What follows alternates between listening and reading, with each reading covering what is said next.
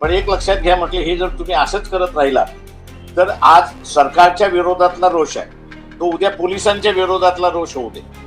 कारण तुम्ही समोर आहात, तुमची ड्युटी आहे लॉ अँड ऑर्डर सांभाळण्याची. आम्ही असताना तिथे शांततेने आंदोलन करू. तुमच्याकडून कुठल्याही पद्धतीने दिल्लीमध्ये जे उचकवण्याचा भाग झाला तो इथे होणार नाही याची दक्षता तुम्ही स्वतःहून घेतली. तो प्रो बीजेपी आहे म्हणूनच संघर्ष मागतोय.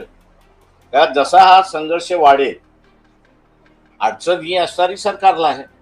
गलवानच्या खाडीमध्ये काल जे म्हणालो की गलवानच्या खाडीमध्ये जे भारतीय सैन्य आणि चायनीज आर्मी याच्यामध्ये फिजिकली जे झालं, त्या फिजिकली याच्यामध्ये चायनीजनी बॅन्टम आणले होते आणि त्या बॅन्टमला त्यांनी वायर मेश ज्याला आपण म्हणतो जी टोचते त्याच्याने असणारा अटॅक केला होता. तीच सेम वायर मेश जी आहे ते विद्यार्थ्यांवरती आता वापरल्या जाते अशी परिस्थिती आहे.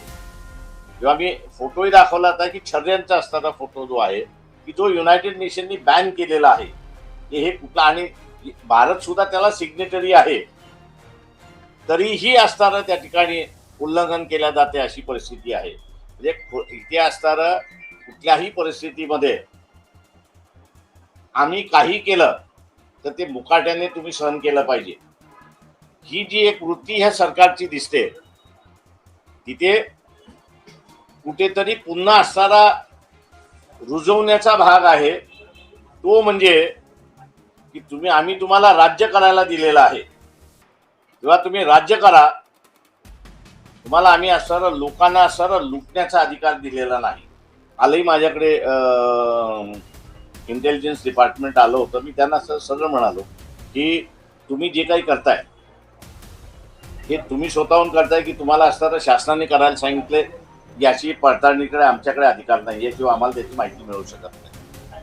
पण एक लक्षात घ्या म्हटलं, हे जर तुम्ही असंच करत राहिला तर आज सरकारच्या विरोधातला रोष आहे तो उद्या पोलिसांच्या विरोधातला रोष होऊ दे. कारण तुम्ही समोर आहात, तुमची ड्युटी आहे लॉ अँड ऑर्डर सांभाळण्याची. आम्ही असताना तिथे शांततेने आंदोलन करू. तुमच्याकडून कुठल्याही पद्धतीने दिल्लीमध्ये जे उचकवण्याचा भाग झाला तो इथे होणार नाही याची दक्षता तुम्ही स्वतःहून घेतली. रास्ता रोको हा शांततेचाच भाग आहे, आंदोलनाचा भाग आहे. नाही, माझं मुख्यमंत्र्यांशी काही बोलणं झालं नाही.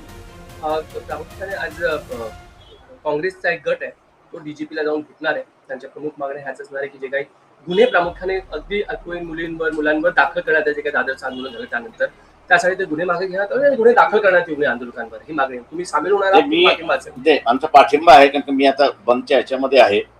परंतु मी या सगळ्या राजकीय पक्षांना असणारी विनंती करतोय की नोकरीला लागताना जे कॅरेक्टर सर्टिफिकेट पोलीस स्टेशनचं मागितलं जातं तेच आपण असणारं सगळेजण निवेदन करू की यापुढे ज्याला कोणाला नोकरी लागली त्याला पोलीस स्टेशन मधला कॅरेक्टर सर्टिफिकेट जे आणायला सांगतात तोच रद्द करण्याची, म्हणजे जेणेकरून पोलीस या असणारा घाबरवतात की तुझं आयुष्य मी बर्बाद करेन,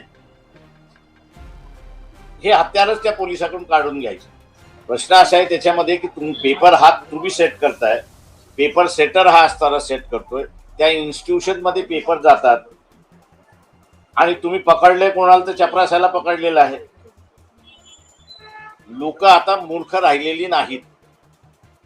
पेपर लीक हा जो आहे, एक तर पेपर सेटर आहे तो करत असतो, किंवा 10-12 पेपर सेटर असेल तर त्याच्यामधला जो कन्सॉलिडेट करणारा प्राध्यापक असतो त्याच्याकडेच ती फायनल कॉपी असते. ती फायनल कॉपी प्रिंटला जाते, ती सिक्युरिटीच्या प्रेसमध्ये जाते आणि ती गेल्यानंतर सील पॅक हा असणारा संस्थेच्या ठिकाणी जातो. त्याच्यामुळे असणारा पेपर फुटीचा जो भाग आहे तो जिथं सेट केला जातो आणि जिथलं जे ऑफिस आहे त्याला रिस्पॉन्सिबल जोपर्यंत धरत नाही तोपर्यंत खऱ्या गुन्हेगाराला तुम्ही धरले असं मी त्या ठिकाणी मानत नाही. आज आम्ही असणारा बंद केलेला आहे, हा महाराष्ट्राचा इश्यू नाही आहे, तर हा सारा केंद्र शासनाचा इश्यू आहे. म्हणून मी म्हटलं की सर्व राजकीय पक्षांनी एकत्र येऊन हे जे कॅरेक्टर सर्टिफिकेट मागितलं जातं ते कॅरेक्टर सर्टिफिकेट मागण्याचीच प्रथा कायद्याने बंद करायची त्या ह्याच्यामध्ये. आणि उद्या या सगळ्या ह्याच्यामध्ये आम्ही विरोधी पक्षांकडे भेटणार आहोत आणि कुठलीही कारवाई न करता आम्ही असताना फास्ट ट्रॅक वरती घेऊन जाऊ असं जे खोटं भासवलं जाते त्याच्या विरोधात दिल्लीमधूनच काही ऍक्शन झाल्या पाहिजेत हे आम्ही त्या ठिकाणी बघू।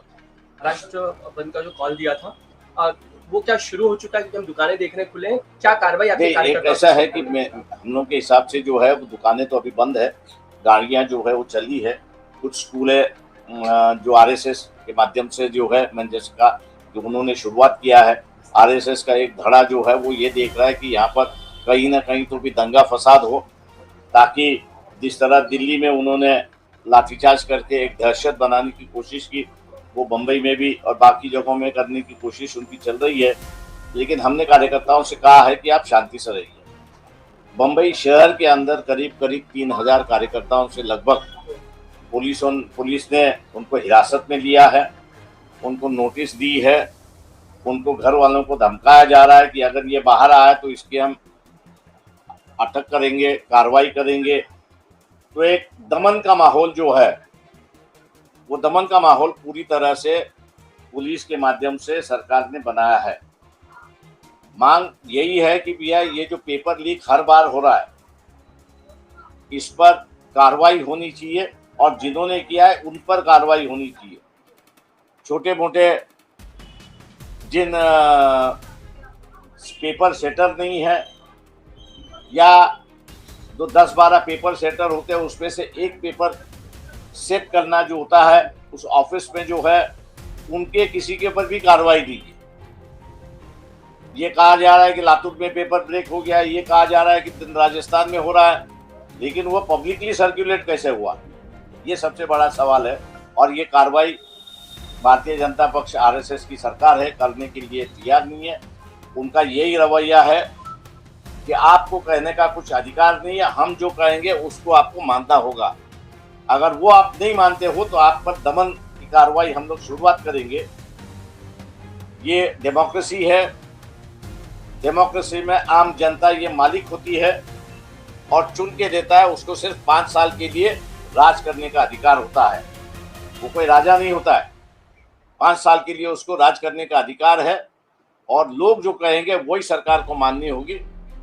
हम लोगों की बात सरकार पर पहुंचाने की कोशिश करें, कार्रवाई होनी चाहिए, जिन दोषी है उन पर कार्रवाई होनी चाहिए। और अगर आप कार्रवाई नहीं करते हो तो ये आंदोलन मुझे जो दिखाई दे रहा है ये हर राज्यों में बढ़ता जाएगा और कहीं ना कहीं तो भी एक बेकाबू होने की परिस्थिति में है, ऐसा मुझे दिखाई दे रहा है। ये मेरे ख्याल से एक जुमला है, जुमले के अलावा दूसरा कुछ है ही नहीं। मैंने जैसे कहा कि भैया आपने किसको, मेन आदमी को तो आपने अरेस्ट नहीं किया है, पेड़ पकड़ने के बजाय आप उसके जो डालियां हैं उसी को छाट रहे हो, पेड़ तो वैसे की वैसे ही है। मोदी जी से इतना ही कहेंगे कि लोग बेवकूफ नहीं है, समझदार है, आपकी चाल वो समझ रहे हैं। जिस तरह से गलवान के खाड़ी का युद्ध हो या पिछले कुछ दिनों में चाइना 50 किलोमीटर अरुणाचल प्रदेश में आने के बाद आपने आर्मी से कहा कि चुप रहिए, ये अब लोग अपने आंखों से देख रहे हैं और सुन भी रहे हैं। इसलिए लोग बेवकूफ नहीं है, आपसे मांग कर रहे हैं कि हमने आपको 5 साल के लिए चुन के दिया है, आप राज करिए, आप देश बेचने का काम मत करिए। सोशल मीडिया पे दिखाई दे रहा है वो ड्रेस डाला हुआ है, तो इसका मतलब वही पुलिस है। और जहां तक हमारी जानकारी है वो होम मिनिस्टर और प्राइम मिनिस्टर ने पुलिस डिपार्टमेंट से ये कहा था कि शाम को 5 बजे के बाद वहां पर एक भी विद्यार्थी हमको दिखना नहीं चाहिए, जो आपको कार्रवाई करनी है वो कार्रवाई कर लीजिए। अब ये आदेश देने के बाद आपने तो बैरल चेक पुलिस के हाथ में दे दिया और पुलिस ने जो है फिर जो है विद्यार्थी है या पुरुष विद्यार्थी ये देखा है नहीं और उन्होंने पूरी तरह से लाठीचार्ज किया है। मैं आम जनता से पूछता हूं कि भैया ये लाठीचार्ज आपको मंजूर है क्या? अगर नहीं है तो बंद में जो है वो शामिल हो जाए। मित्रांनो, हे होते माननीय प्रकाश आंबेडकर साहेब यांची पत्रकार परिषद। महाराष्ट्र बंदची त्यांनी हाक दिलेली आहे, परंतु शांततापूर्ण पद्धतीने हा बंद पार पाडावा अशी त्यांची भूमिका आहे. सरकारने मोठ्या पद्धतीने प्लॅनिंग केलेली आहे, परंतु यामध्ये कुठेही शांतता भंग होणार नाही आणि लोकांना त्यांनी विशेष आव्हान केलेलं आहे. आपलं मत नक्की कळवा. रामकृष्ण हरी. जय जगद्गुरू. जय शिवराय. जय भीम.